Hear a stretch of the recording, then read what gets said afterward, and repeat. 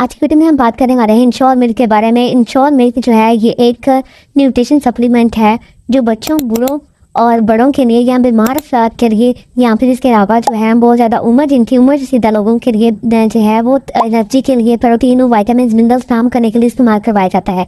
अब हम इसके यूजेस की बात करें तो ये सबसे पहले आपके जिस्म को फौरी तौर पर तवानाई यानी कि एनर्जी देने के लिए, ताकत फ्राहम करने के लिए इस्तेमाल किया जा सकता है, यानी कि कमज़ोरी और थकान बेहतरी के लिए इस्तेमाल किया जा सकता है। साहब ये जो है न्यूट्रिशनल डेफिशिएंसी को पूरा करने के लिए इस्तेमाल किया जा सकता है।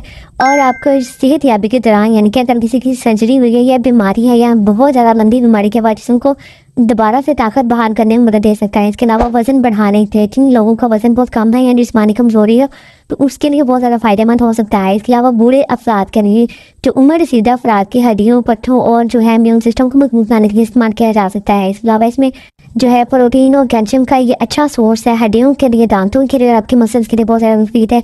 और इसके अलावा बच्चों की नशोमात के लिए भी बहुत ही ज़्यादा ये मुफीद है। ख़ास तौर पर कमज़ोर बच्चों या खाने में दिल ना लगने वाले बच्चों के लिए बहुत ज़्यादा इस्तेमाल करवाया जा सकता है।